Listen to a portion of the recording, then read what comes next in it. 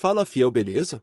Depois da derrota de ontem para o Palmeiras, Corinthians vem procurando opções de técnico no mercado. Para ver mais, deixe o like e se inscreva no canal. A atual condição do Corinthians, a atual situação do Corinthians é quase que um ponto obrigatório para que a gente comece falando sobre o Corinthians e o que foi o jogo de hoje. Mas o Duílio é o artífice dessa história toda. É bom que se diga, se alguém discordar, fique à vontade. Boa noite para os companheiros, tudo bem, Zupac? Tudo bem, William? Boa noite, companheiros, boa noite ao fã de esportes. Eu, no geral, até para fugir um pouco do jogo de hoje em específico, no geral, eu não acho ruim a gestão do Duílio. Acho que ela tem pontos muito importantes. Mas esse ano...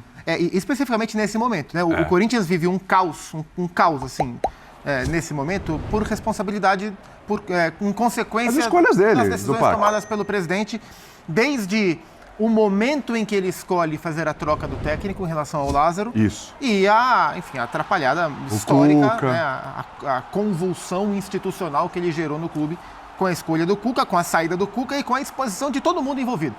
Fernando Lázaro foi exposto, o próprio Cuca, com toda a responsabilidade que o Cuca tem, né, sobre tudo que aconteceu, o próprio Cuca foi exposto com toda essa zona. O Danilo é um ídolo do Corinthians, o Danilo, ele não tem condição hoje de ser técnico do Corinthians, né? O Danilo não faz um bom trabalho no Sub-20, né? O Danilo não é um bom técnico hoje para o Sub-20, quiçá para o time de cima. Claro que o Danilo ficou exposto, enfim. Então o Corinthians hoje, está exposto, o Corinthians está nu diante dessa situação.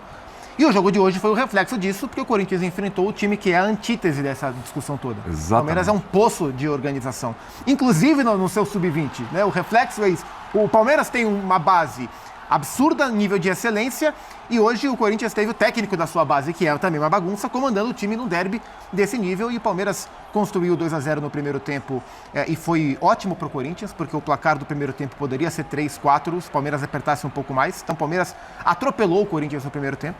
E aí, no segundo tempo, o Palmeiras administrou o jogo. O Palmeiras tirou o pé, administrou o jogo. O Corinthians teve mais posse. O Palmeiras tem uma viagem agora, exato, né? Vai enfrentar o Barcelona, Guayaquil e tal. Caras, exatamente. Né? Tirou o Veiga, foi tirando os caras. No segundo tempo, o Corinthians teve mais posse. O Corinthians se colocou mais no campo de ataque. Mas o Corinthians, em momento algum, esteve perto de empatar o jogo.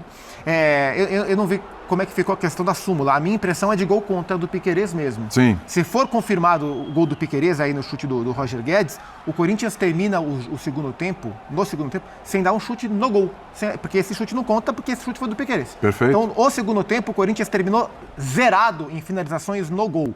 Então, assim, o Palmeiras atropelou o Corinthians quando quis, controlou o jogo quando quis, e o Corinthians teve apenas o Roger Guedes se matando enlouquecidamente para jogar. E o Palmeiras fez um gol para o Corinthians. Então, o 2-1 não reflete o que foi o jogo. A diferença técnica entre as equipes reflete a diferença de administração de Corinthians e Palmeiras hoje. Isso ficou muito claro. E o Corinthians tem que pensar muito no seu futuro, porque o momento ele é caótico do Corinthians. Sem dúvida nenhuma. Aliás, outra cena meio constrangedora assim, você vê. O Abel Ferreira é um treinador elétrico, né? Ele tá ali à beira do campo o tempo todo, né? Elétrico. Ele tá ali o tempo todo, ele chega, ele pilha o juiz, ele pilha o jogador, ele tá ali o tempo todo. Parece o Bini quando toma aqueles 4 potes de café. Nossa Senhora! Meu Deus do céu! Sobrou pra mim. Não, igualzinho. Verdade, você é um fã de café. Igualzinho. O Bini também já foi treinador. Então o negócio é o seguinte, voltando para você, Brena. Se for o Roger Machado, se for o Tite, Luxemburgo, Mano Menezes e tal... O presidente do Fortaleza, inclusive, até brincou essa semana, vem aí, ó, pode vir em cima do Vojvoda, que olha aí, ele não vai, brincou e tal, meme. O que esperar do Roger Machado? Porque, assim, é um Corinthians que no começo de Campeonato Brasileiro, ele só tem uma vitória, tem 3 pontos, ele já está largando atrás, absolutamente bagunçado, teve uma crise institucional muito séria nesse momento, e é um Corinthians que vai pegar o Independente Del Valle em casa, num jogo, numa rodada onde o Argentino Júnior pode disparar para 9 pontos, e se o Corinthians não vencer, ele se complica muito. Eu estou falando de se complica, não é que vai ficar em segundo lugar no grupo, se complica é uma possibilidade de nem passar de fase, porque vai fazer os 2 jogos mais pesados na volta fora de casa, contra o Argentino Júnior e o Del Valle. E hoje o Corinthians não é um dos 2 melhores times do grupo. E ele hoje, não é um dos 2... Corinthians. Não é. E isso tudo é para ontem. Então, o Roger Machado é um bom nome, pensando em médio e longo prazo. Então não é um bom nome. Mas que o Corinthians precisa de um negócio para ontem. Mas quando você contrata o Roger Machado, a diretoria precisa ter um mínimo de senso crítico, de analisar essa estrutura, o cenário desafiador e não colocar a responsabilidade do técnico de uma classificação na Libertadores. Ah, se não classificar na Libertadores, o trabalho está fadado ao fracasso. Então, hoje, já é um problema para o Corinthians. O Corinthians hoje já tem uma perspectiva reduzida no Campeonato Brasileiro.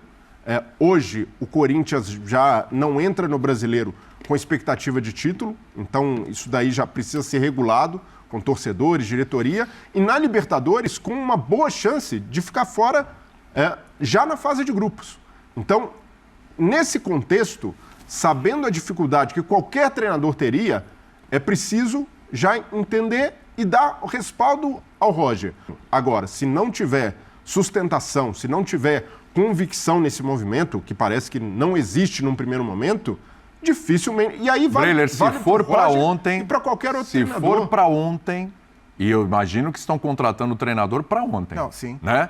O Corinthians não quer ficar fora da próxima fase da Libertadores. Isso é um prejuízo financeiro muito grande. A gente está falando de grana aqui no Corinthians. Mas precisa trabalhar com essa possibilidade. O esportivo, então, nem se fala. Sim. Eu concordo com você, mas assim, o esportivo nem se fala. O esportivo nem se fala. E aí você tem a questão financeira também. O Corinthians tem uma largada muito ruim de Campeonato Brasileiro. E não é só pontuação. Está jogando mal faz tempo. Desde a vitória contra o Liverpool, bato na tecla aqui, desde que voltou da parada, o Corinthians não fez um jogo integralmente assim. Último você jogo fala um jogo bom que o nota Corinthians fez 7, foi no Campeonato 7,5. Paulista. Exatamente. Último jogo bom, e não lembro qual foi. Foi mal contra o Remo. Santo André, talvez. Nos dois jogos contra o Remo. O primeiro uma catástrofe. Primeiro muito ruim. O segundo O segundo suave. fez um bom primeiro Santo tempo, André. o segundo tempo ruim. Não tem um jogo do Corinthians que você fala, esse jogo aqui foi nota 7. Sequer tem um nota 6, eu acho. Não, Talvez acho que contra o o Corinthians fez um Liverpool. bom jogo contra o Palmeiras na primeira fase Foi estadual. um Não, jogaço. mas tô falando na volta. Foi um jogaço. Ah, sim. Foi lá. Ó quanto tempo. Em relação Ó ao quanto Roger, tempo. eu acho que o Roger, hoje, pelo que o Roger entregou na carreira, eu vejo o Roger mais como um cara do curto médio do que do longo prazo.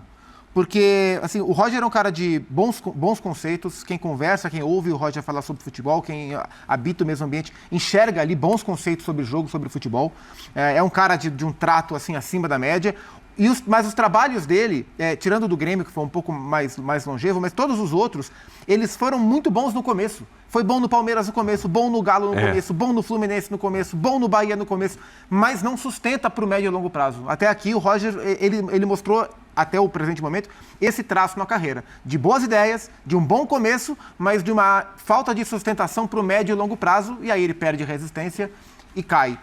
Há pouco tempo, o Diniz tinha um perfil parecido. E todo mundo pode evoluir, Claro. evidentemente, todo mundo pode evoluir. Outra dúvida que eu tenho em relação ao Roger é a questão do comando do grupo. O Roger é um cara... Quando ele trabalhou no Palmeiras, em 2018, eu cobri o Palmeiras e depois que ele saiu, eu ouvi alguns relatos de que faltava um pouco de pulso para ele segurar um grupo que era muito badalado, aquele grupo do Palmeiras. Com o Dudu mais novo, o Lucas Lima que veio a peso de ouro, Felipe Melo e coisa e tal. E a gente vê hoje o Corinthians numa situação, e não é que é um grupo que dá trabalho, não é um grupo de caras muito profissionais, mas como o Birner falou, muitos deles com muito tempo de clube, com um risco de acomodação pela sua história construída. São muito grandes alguns jogadores ali. E a história deles vai continuar sendo grande se eles terminarem a carreira agora. A diretoria não é uma diretoria Não é simples. atuante quanto à cobrança. O Alessandro nunca foi um capitão de gritar no elenco. Ele não é um gerente de chutar a porta. O Duílio não é um presidente de chutar a porta. O Corinthians não tem diretor de futebol. Então, assim, o ambiente... Quem fala mais alto está no elenco. Exato. O ambiente é um pouco mais propício para quem tende a se acomodar nesse sentido. E eu não sei se o Roger é um cara com essa veia de mexer com o elenco nesse sentido, como o Cuca é, por exemplo. Primeiro que você não tem convicção nenhuma, porque quando você vai no Tite, depois vai no Mano, você ventila Lucha, você ventila não sei o quê. Não, mas você acho que Tite, mano, Roger há uma linha. Não, É uma linha. Mas Não, é mas- porque, não, é mas porque não, eu não acho que não, tem linha, não. é porque eu não acho que tem linha técnica, eu acho que tem linha de nome. Eu Linha de também. nome. Mas tem linha de perfil O também. Tite é Eu uma acho que tá quase no nome. certeza de melhor da É equipe. unanimidade. Eu acho que é 99% uma- de certeza de melhor da equipe. E mais o que isso, é uma Mano, busca pela paz. 70%, 75%. O Roger... Não, mas é por isso que vai o Roger... diminuindo os percentuais. Mas é normal, por isso que o Roger é o plano C. Senão o Roger seria o plano A. é que eu... Então, uma coisa, o Roger, se a gente olhar bem, ele é o plano D, né? Porque o plano A foi o Cuca. Ah, sim. Não, Que não deu certo. Tô tirando o Então, Cuca, você que vai... tecnicamente era um nome muito interessante Tecnicamente, para comandar esse trabalho. Mas ele eu não não tô falando... não tem condição de Eu não tô comandar esse falando que o trabalho. Roger, moral. se for contratado, não dará certo. Eu só acho que... Eu tenho dúvidas. Tem alguns problemas... Eu tenho dúvidas. Né? As ideias são muito boas, eu concordo com vocês. A assimilação, pelo que a gente já ouviu das ideias, o Zupac com experiência muito mais próxima, ter sido repórter na época do Palmeiras, ela é boa, mas ela parece não ser duradoura, né?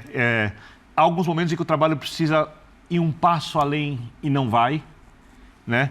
Eu acho que todo treinador pode melhorar. Eu acho que o Roger pode melhorar. O Roger é um cara inteligente. Muito. Né? Então ele é um cara que pode agregar coisas ao seu trabalho, porque o treinador, ao contrário do jogador que, a partir de uma certa idade, vai ter um declínio físico, o treinador ganha experiência, a maneira melhor de lidar com as né? A ideia é que ele melhore com a pode idade. aprender outros métodos, renovar ideias, ou simplesmente ampliar a quantidade de opções. E aí, fiel, o que acharam?